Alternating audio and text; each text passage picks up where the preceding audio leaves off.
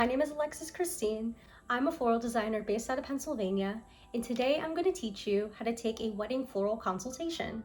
I've actually been working on this video since like 2019, but I will say that I'm really glad I didn't release it when I did because I have definitely changed up a whole lot of things, and I'm excited to share and show you guys like what I do differently from 2019 to 2021 and how I've made my overall like floral consultation process just a lot more smoother and natural.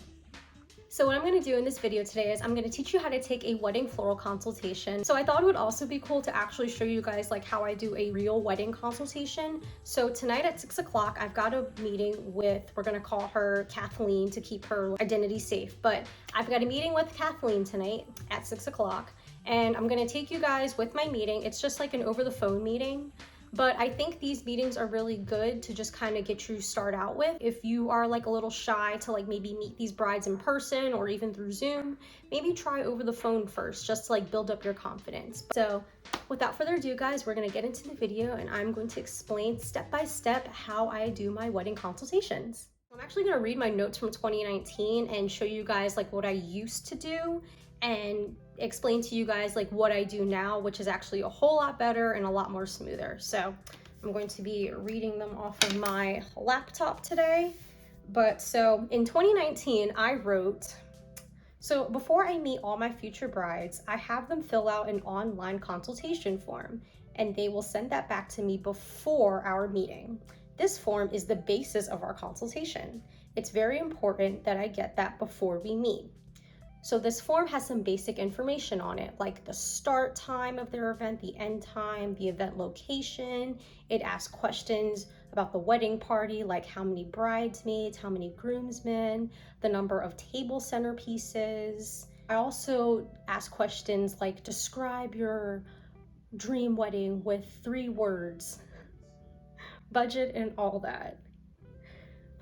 All right, guys, if you didn't understand that, what I meant is that I used to have all of my brides like go to my website, and on my website there would be this very long form that they would have to fill out before they even got to speak to me. It was actually like a 20 question questionnaire. Now, first of all, guys, that's a lot of information to be filling out. I found that a lot of people actually stopped filling out my questionnaire around question 5. So it really also just like kind of deterred people away from even wanting to work with me because it was just so many questions and they just like didn't want to like spend so much time filling out the questionnaire that people would just leave it all together and just not message me at all. And I would just completely lose out on that client. So I went from doing like a 20 question questionnaire to only asking 5 questions. And those 5 questions simply just ask for your name, the date of your event, what type of event flowers you're looking for, whether it be like wedding flowers, corporate event, like a bat mitzvah, baby shower. And then at the bottom, I ask for like just a little mini paragraph of like your visions, your goals, your wants, and your dreams for your wedding. In that little paragraph, people usually put like, oh, I'm looking for like a rustic farm vibe wedding. I would love for you to be my florist. Hope to see you soon. Like, and what this allows me to do, it actually allows me to like kind of preview the event before I get to like fully call them and say that I'm available or not. I recommend just getting like a few questions out of your client before you begin your consultation. You don't want to jump into something that you're not prepared for. So pre-COVID, I was meeting all of my clients in person, and it worked out and it didn't work out. I find that my clients prefer to actually do meetings over the phone and through Zoom, so that way they don't have to like take time out of their day to like physically drive to a location to meet with me.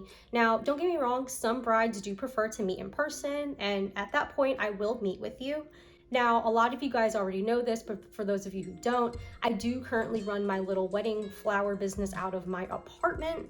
So I don't typically like to bring people to my apartment because 1, I don't want people knowing where I live. 2, it's like COVID, I don't like want your germs. I usually like to meet people at like maybe like a coffee shop or like a quiet place like a library or just like somewhere open in public. But if you are meeting your client in person, I do recommend getting there at least like 15 to 10 minutes early, so that way you can set up any of your like display items. So like for me, when I'm doing my in-person consultations, I like to bring vases and like maybe some flowers that go with their color scheme, so that way they can see like real live visuals and they can understand exactly what I'm talking about. But of course, if you're doing this meeting over the phone or through Zoom, you don't have to worry about any of that, which is awesome. Now, like I said before, I like to go into all of my consultations and all of my meetings in general with just some sort of like plan and idea as to what I'm going to say. So what I've done is I've actually created like a little flower questionnaire which explains each of the components of the wedding. On this questionnaire, it just has a lot of basic information that I need to know for the event.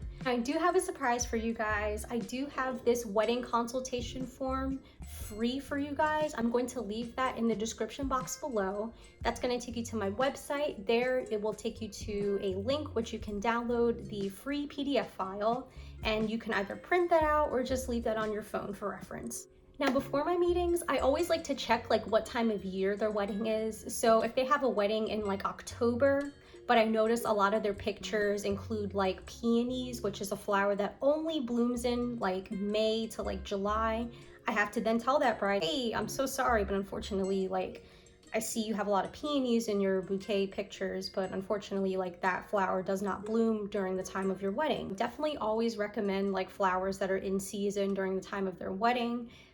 It's also easier to buy like in-season flowers, and they tend to be a little cheaper if you can buy them in bulk. So as you are like creating your wedding plans and your formulas and doing your flower math, always try to include flowers that are in season during the time of that wedding.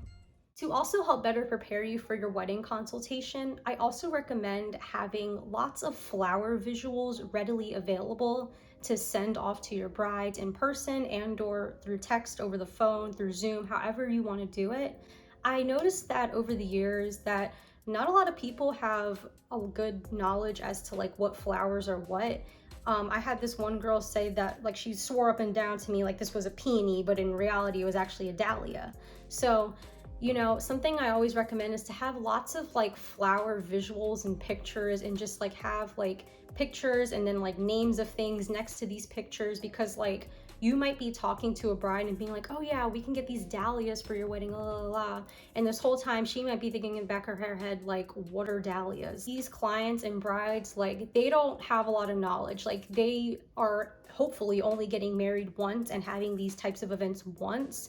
And you also have to realize that not a lot of people like know flowers and have like as great of knowledge of flowers as you do. All right guys, so I thought it would actually be kind of cool to show you guys like a real life consultation that I'm going to be doing at 6 o'clock today. I thought it'd be cool to just kind of like bring you along and show you guys like how I do a real wedding consultation. So this is an over the phone consultation, so I'm going to be doing this like virtually, like over the phone.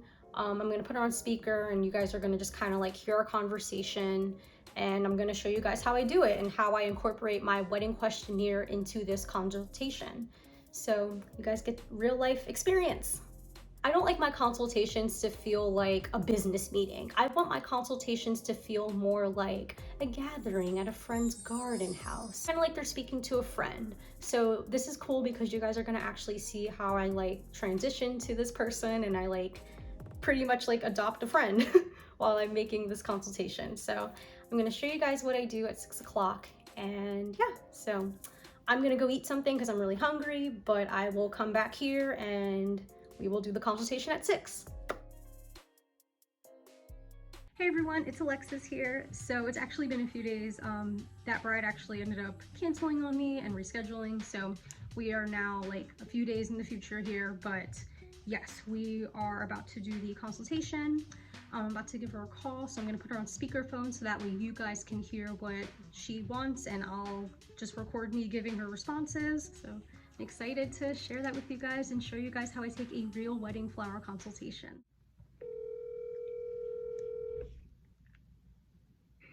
Hello? Hi, is this? Hey, it is. Hi, this is Alexis, the florist. How are you? Good, how are you? I'm good. Is now still a good time to talk about flowers? Yeah, absolutely. Perfect. So you're getting married. How exciting is that? It's so exciting. Oh my gosh. So you're getting married relatively soon. I see. Is that correct? Yeah. Okay. No, that's awesome. Where are you getting married at? It's in New Jersey. Okay. Don't think I've ever been there, but all right, I'll It's take a a look golf at that. course. Okay. Yeah. Cool. Well, that's cool. Are you also having a reception there as well? Yes. Okay, perfect. All right. Well, I just have like this little questionnaire I like to go through with all my clients just to try to figure out like what they need from me flower-wise. Okay. And it shouldn't take too long, so we'll breeze right through this. Okay. So, do you have any colors picked out? So my colors for my bridesmaids, they're wearing like a burnt orange, and then I want the napkins and stuff like that in the reception area to be like a sand color. Ooh, okay, that's pretty. Thank you. Okay. So did you want your bouquet to be in like those burnt oranges and like the sand colors as well? Yeah, that's fine with me. Like the burnt orange, I'm thinking maybe like, I don't know if burgundy or ivory will go with that, or I think that'd be beautiful. a very fall-like. Okay, I can do that. Is there any flowers in particular that you're hoping to see in your bouquet? No, I'm not picky. Not picky? Okay, perfect. That gives me full range. That's perfect. All right. And then did you want your bridesmaids bouquets to be in same colors as yours, maybe just a little smaller? Yeah, actually. Initially I was thinking maybe like a little bit more of a neutral, but with like maybe a little bit of a pop of color. Okay. But if we could do that, that's fine too. Like maybe a little bit of greenery and ivory with just a little subtle pop of color. Okay, I can do that. That'd be pretty. All right, and then how many bridesmaids do you have? 6. 6, okay. Lovely. And then do you want to do flowers for the groom and the groomsmen? Yes. Okay. What color were you thinking about? They're wearing like a navy blue and black tux, like black lapels and a navy blue tux. Okay. So I'm thinking maybe something along the lines of like the burnt orange as well. I'm not sure. Okay. That would be nice. Maybe to correlate with the bridesmaids bouquets, we could do like all white for the groomsmen and then do like orange for the groom. Perfect. Okay. And did you want flowers for the moms? Sure.